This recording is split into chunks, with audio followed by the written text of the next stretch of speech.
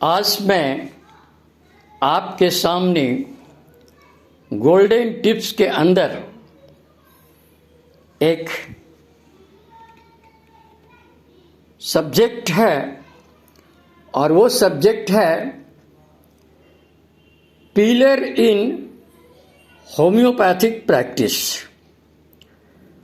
Homeopathic practice करने के लिए और एक रियल होम्योपैथ होने के नाते सही होम्योपैथिक प्रैक्टिस करने के लिए हैनीमैन के प्रिंसिपल के आधार पर प्रैक्टिस करने के लिए हमें जो सोचना चाहिए कि हम किस तरह एक अच्छे होम्योपैथ होने का फ़क्र करें और लोगों को एक अच्छी होम्योपैथिक चिकित्सा प्रदान कर सके।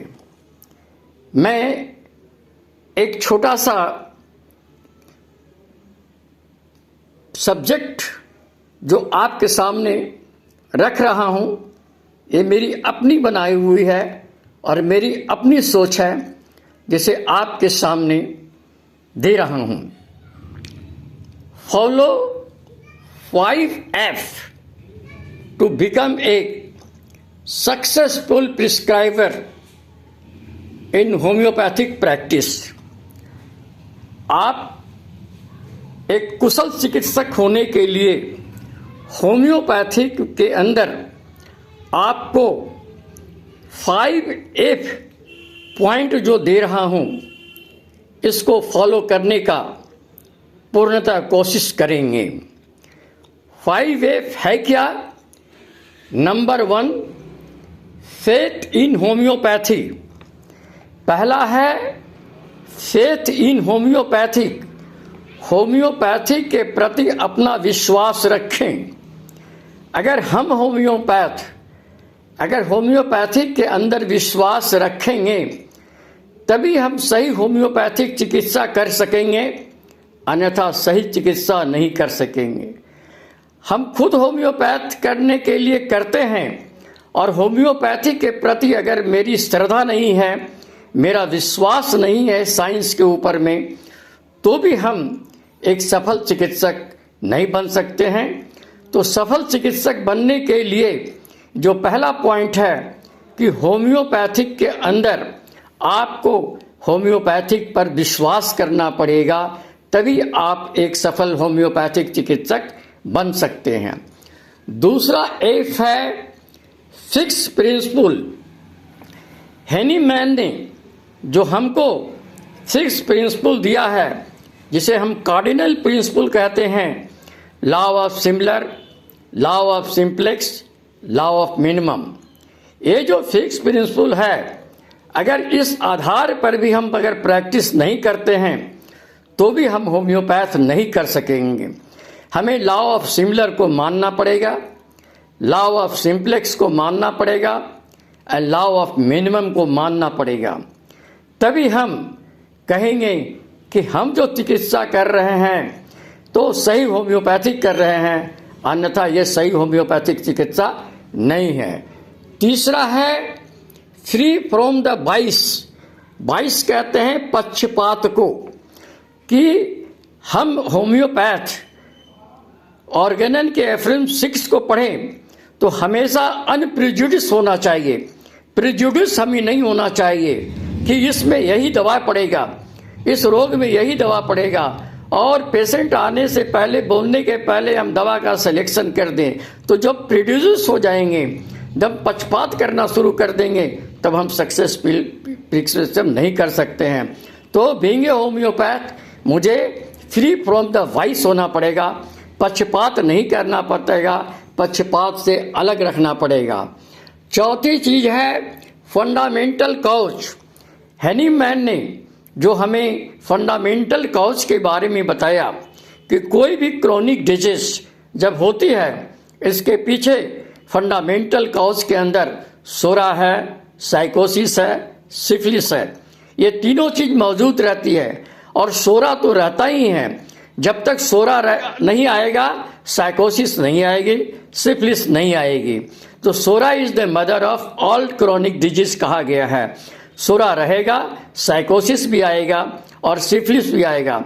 तो हम जब ट्रीटमेंट करते हैं तो अगर हम इस माइजम के तरफ ध्यान नहीं देंगे और अगर एंटी माइजमेटिक ट्रीटमेंट हम नहीं करेंगे तो भी होम्योपैथी के अंदर सफलता नहीं मिल सकती है। हम हमेशा किसी पेशेंट को देख करके जब हम मेडिसिन का सिलेक्शन करते हैं तो मेडिसिन सिलेक्शन करने में मुझे ये ज्ञान होना चाहिए कि ये जो पेशेंट आया है वो किस ग्रुप से संबंध करता है। ये सोरिक पेशेंट है, साइकोटिक पेशेंट है या सिफिलिटिक पेशेंट है, और उसी तरह से हम मेडिसिन को सिलेक्शन करने में मदद करते हैं और उसी को पेशेंट को देने का कोशिश करते हैं। और नंबर 5 में एफ है, वो है figure match with the patient and the remedy. हम जो टोटलिटी ऑफ सिम्टम जो पेशेंट को लेते हैं, टोटल रिकॉर्ड जो लिखते हैं पेशेंट का, तब हम उसको मैच करते हैं जो मेडिसिन सिलेक्शन करने जा रहे हैं उससे। तो मेडिसिन का सिम्टम्स और पेशेंट का सिम्टम्स मैच करना चाहिए, और मैच करने पर ही हम उस मेडिसिन को सेलेक्ट करके उस पेशेंट को देखते हैं। तब symptoms of the patient and the symptoms of remedy must be similar, तभी हम कहेंगे कि ये जो मेडिसिन जो सिलेक्शन हुआ है इस पेशेंट के लिए वो बिल्कुल सही सिलेक्शन हुआ है। तो ये 5F जो है वो है faith in homeopathic, 6 principle, free from the bias, fundamental cause and figure match with patient and the remedy. अगर इसको मानते हैं और इस आधार पर अगर हम किसी पेशेंट का ट्रीटमेंट करते हैं तो सच मानिए आप रियल होम्योपैथिक करेंगे और होम्योपैथिक के अनुसार लोगों को आप पेशेंट को आप आराम देंगे।